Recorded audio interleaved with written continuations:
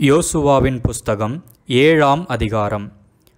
இஸ்ரவேல் புத்திரர் சாபத்தீடானதிலே துரோகம் பண்ணினார்கள். எப்படியெனில், யூதா கோத்திரத்து சேராகுடைய குமாரனாகிய சப்தியின் மகன் கர்மீக்கு பிறந்த ஆகான் என்பவன் சாபத்தீடானதிலே சிலதை எடுத்து கொண்டான். ஆகையால் இஸ்ரவேல் புத்திரர் மேல் கர்த்தருடைய கோபம் மூண்டது. யோசுவா எரிகோவிலிருந்து பெத்தேலுக்கு கிழக்கில் உள்ள பெத்தாவேன் சமீபத்தில் இருக்கிற ஆயி பட்டணத்துக்கு போகும்படி ஆட்களை அனுப்பி, நீங்கள் போய் அந்த நாட்டை வேவு பாருங்கள் என்றான். அந்த மனுஷர் போய் ஆயியை வேவு பார்த்து யோசுவாவினிடத்தில் திரும்பி வந்து அவனை நோக்கி, ஜனங்கள் எல்லாரும் போக வேண்டியதில்லை, ஏறக்குறைய 2000-3000 பேர் போய் ஆயியை முறியடிக்கலாம். எல்லா ஜனங்களையும் அங்கே போகும்படி வருத்தப்படுத்த வேண்டியதில்லை, அவர்கள் கொஞ்சம் பேர்தான் என்றார்கள். அப்படியே ஜனங்களில் ஏறக்குறைய 3000 பேர் அவ்விடத்திற்கு போனார்கள். ஆனாலும் அவர்கள் ஆயியின் மனுஷருக்கு முன்பாக முறிந்தோடினார்கள். ஆயியின் மனுஷர் அவர்களில் ஏறக்குறைய 36 பேரை வெட்டி போட்டார்கள். பட்டண வாசலின் வெளி துவக்கி செபாரீம் மட்டும் அவர்களை துரத்தி மலை இறக்கத்திலே அவர்களை வெட்டினார்கள். ஜனங்களின் இருதயம் கரைந்து தண்ணீராய் போயிற்று. அப்பொழுது யோசுவா தன் வஸ்திரங்களை கிழித்து கொண்டு அவனும் இஸ்ரவேலின் மூப்பரும் சாயங்காலம் மட்டும் கர்த்தரின் பெட்டிக்கு முன்பாக தரையிலே முகங்குப்புற விழுந்து தங்கள் தலைகளின் மேல் புழுதியை போட்டுக்கொண்டு கிடந்தார்கள். யோசுவா, கர்த்தராகிய ஆண்டவரே, எங்களை அழிக்கும்படிக்கு எமோரியர் கைகளில் ஒப்புக்கொடுப்பதற்காகவா தேவரீர் இந்த ஜனத்தை யோர்தானை கடக்க பண்ணினீர்? நாங்கள் யோர்தானுக்கு அப்புறத்தில் மன திருப்தியாக இருந்து விட்டோமானால் நலமாயிருக்கும். ஆண்டவரே, இஸ்ரவேலர் தங்கள் சத்துருக்களுக்கு முதுகை காட்டினார்கள். இப்பொழுது நான் என்ன சொல்லுவேன்? கானானியரும் தேசத்து குடிகள் யாவரும் இதை கேட்டு எங்களை வளைந்து கொண்டு எங்கள் பேரை பூமியில் இராதபடிக்கு வேறற்று போக பண்ணுவார்களே. அப்பொழுது உமது மகத்தான நாமத்துக்கு என்ன செய்வீர் என்றான். அப்பொழுது கர்த்தர் யோசுவாவை நோக்கி, எழுந்திரு, நீ இப்படி முகங்குப்புற விழுந்து கிடக்கிறது என்ன? இஸ்ரவேலர் பாவம் செய்தார்கள். நான் அவர்களுக்கு கட்டளையிட்ட என் உடன்படிக்கையை மீறினார்கள். சாபத்தீடானதில் எடுத்து கொண்டதும் களவு செய்ததும் வஞ்சித்ததும் தங்கள் பண்டம் பாடிகளுக்குள்ளே வைத்ததும் உண்டே. ஆதலால் இஸ்ரவேல் புத்திரர் தங்கள் சத்துருக்களுக்கு முன்பாக நிற்கக்கூடாமல் தங்கள் சத்துருக்களுக்கு முதுகை காட்டினார்கள். அவர்கள் சாபத்தீடானார்கள். நீங்கள் சாபத்தீடானதை உங்கள் நடுவிலிருந்து நிக்கிரகம் பண்ணாவிட்டால் இனி உங்களோடு இரேன். எழுந்திரு, நீ ஜனங்களை பரிசுத்தம் பண்ணி சொல்ல வேண்டியது என்னவென்றால், நாளைய தினத்துக்கு உங்களை பரிசுத்தம் பண்ணி கொள்ளுங்கள். இஸ்ரவேலரே, சாபத்தீடானது உங்கள் நடுவே இருக்கிறது. நீங்கள் சாபத்தீடானதை உங்கள் நடுவிலிருந்து விலக்காதிருக்கு மட்டும் நீங்கள் உங்கள் சத்துருக்களுக்கு முன்பாக நிற்கக்கூடாது என்று இஸ்ரவேலின் தேவனாகிய கர்த்தர் சொல்லுகிறார். காலையிலே நீங்கள் கோத்திரம் கோத்திரமாக வரவேண்டும். அப்பொழுது கர்த்தர் குறிக்கிற கோத்திரம் வம்சம் வம்சமாக வரவேண்டும். கர்த்தர் குறிக்கிற வம்சம் குடும்பம் குடும்பமாக வரவேண்டும். கர்த்தர் குறிக்கிற குடும்பம் பேர் பேராக வரவேண்டும் என்று சொல். அப்பொழுது சாபத்தீடானதை எடுத்தவனாய் கண்டுபிடிக்கப்படுகிறவன் கர்த்தரின் உடன்படிக்கையை மீறி இஸ்ரவேலிலே மதிகேடான காரியத்தை செய்தபடியினால் அவனும் அவனுக்குள்ள யாவும் அக்கினியில் சுட்டெரிக்கப்பட கடவது என்றார். யோசுவா அதிகாலமே எழுந்திருந்து இஸ்ரவேலரை கோத்திரம் கோத்திரமாக வரப்பண்ணினான். அப்பொழுது யூதாவின் கோத்திரம் குறிக்கப்பட்டது. அவன் யூதாவின் வம்சங்களை வரப்பண்ணின போது சேராகியரின் வம்சம் குறிக்கப்பட்டது. அவன் சேராகியரின் வம்சத்தை பேர் பேராக வரப்பண்ணின போது சப்தி குறிக்கப்பட்டான். அவன் வீட்டாரை அவன் பேர் பேராக வரப்பண்ணின போது யூதா கோத்திரத்து சேராகின் குமாரனாகிய சப்திக்கு பிறந்த கர்மீயின் மகன் ஆகான் குறிக்கப்பட்டான். அப்பொழுது யோசுவா ஆகானை நோக்கி, மகனே, நீ இப்பொழுது இஸ்ரவேலின் தேவனாகிய கர்த்தரை மகிமைப்படுத்து.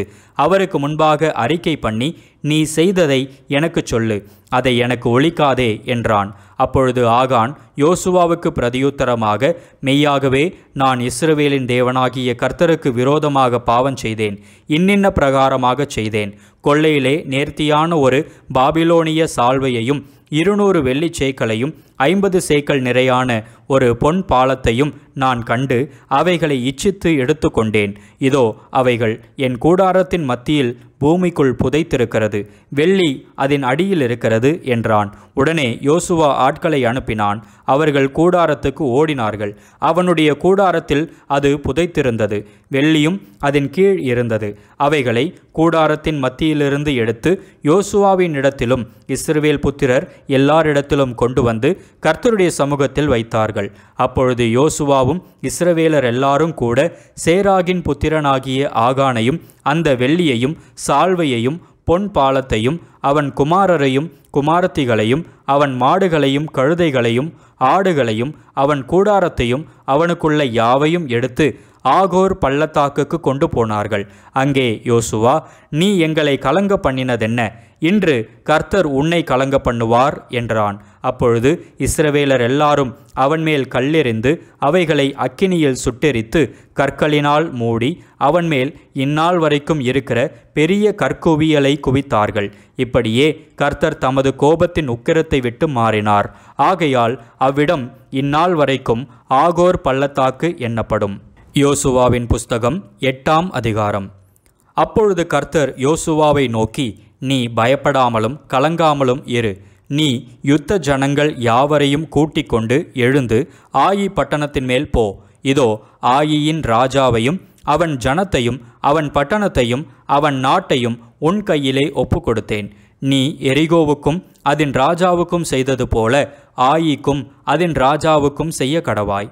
அதில் கொள்ளையிட்ட பொருள்களையும் மிருக ஜீவன்களையும் உங்களுக்கு கொள்ளையாக எடுத்துக்கொள்ளலாம். பட்டணத்துக்கு பின்னாலே பதிவிடையை வை என்றார். அப்பொழுது ஆயியின் மேல் போக யோசுவாவும் சகல யுத்த ஜனங்களும் எழுந்து புறப்பட்டார்கள்.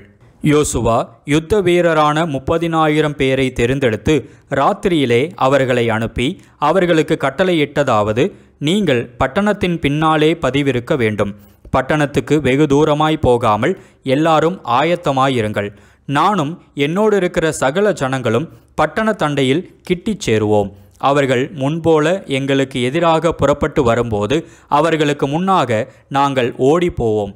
அப்பொழுது அவர்கள் முன்போல நமக்கு முன்னாக முறிந்து ஓடி போகிறார்கள் என்று சொல்லி எங்களை துரத்த புறப்படுவார்கள். நாங்களோ அவர்களை பட்டணத்தை விட்டு இப்பாலே வரப்பண்ணு மட்டும் அவர்களுக்கு முன்னாக ஓடுவோம். அப்பொழுது நீங்கள் பதிவிருந்து எழும்பி வந்து பட்டணத்தை பிடிக்க வேண்டும். உங்கள் தேவனாகிய கர்த்தர் அதை உங்கள் கைகளில் ஒப்பு கொடுப்பார். நீங்கள் பட்டணத்தை பிடிக்கும்போது அதை தீக்கொளுத்தி போடுங்கள். கர்த்தருடைய சொற்படி செய்யுங்கள். இதோ நான் உங்களுக்கு கட்டளையிட்டிருக்கிறேன் என்று சொல்லி அவர்களை அனுப்பினான். அவர்கள் போய் பெத்தேலுக்கும் ஆயிக்கும் நடுவே ஆயிக்கு மேற்காக பதிவிருந்தார்கள். யோசுவா அன்று ராத்திரி ஜனங்களுக்குள் தங்கினான். அதிகாலமே யோசுவா எழுந்திருந்து ஜனங்களை லக்கம் பார்த்து இஸ்ரவேலின் மூப்பரோடும் கூட ஜனங்களுக்கு முன்னாலே நடந்து ஆயியின் மேல் போனான். அவனோடிருந்த யுத்த ஜனங்கள் எல்லாரும் நடந்து பட்டணத்துக்கு எதிரே வந்து சேர்ந்து ஆயிக்கு வடக்கே பாளையம் இறங்கினார்கள். அவர்களுக்கும் ஆயிக்கும் நடுவே ஒரு பள்ளத்தாக்கு இருந்தது. அவன் ஏறக்குறைய 5000 பேரை பிரித்தெடுத்து அவர்களை பெத்தேலுக்கும் ஆயிக்கும் நடுவே பட்டணத்திற்கு மேலண்டையில் பதிவிடையாக வைத்தான். பட்டணத்திற்கு வடக்கே இருந்த சகல சேனையையும் பட்டணத்திற்கு மேற்கே பதிவிருக்கிறவர்களையும் திட்டம் பண்ணின பின்பு யோசுவா அன்று ராத்திரி பள்ளத்தாக்கிலே போயிருந்தான்.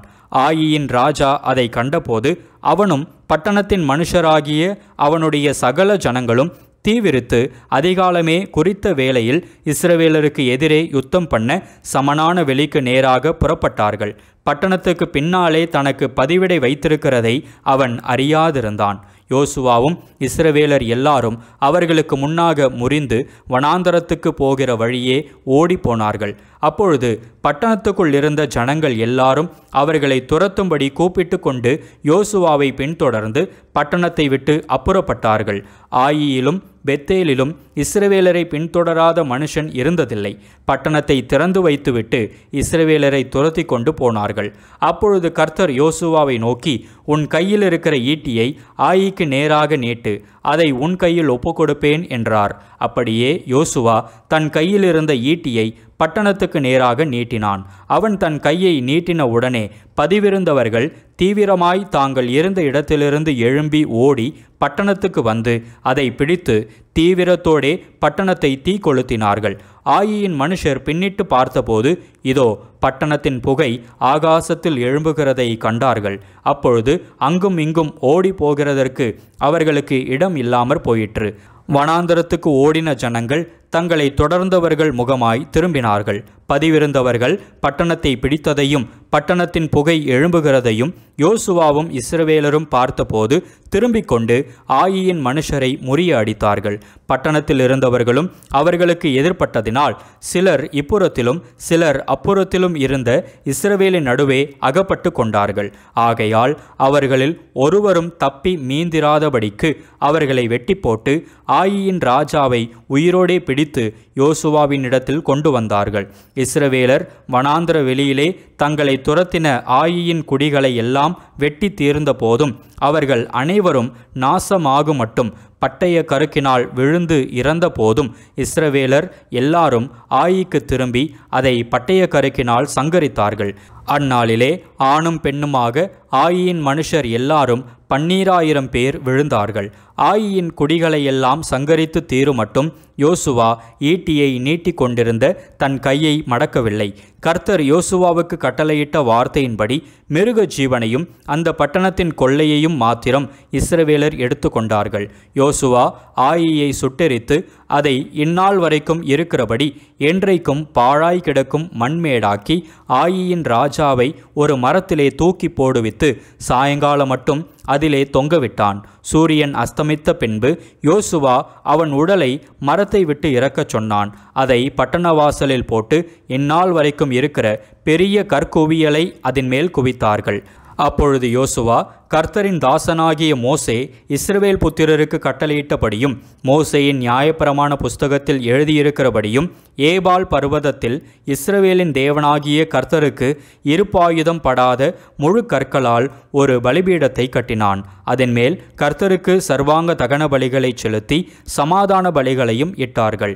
இஸ்ரவேல் புத்திரருக்கு முன்பாக மோசே எழுதியிருந்த நியாயப்பிரமாணத்தை அவன் அங்கே கற்களில் பேர்த்தெழுதினான்.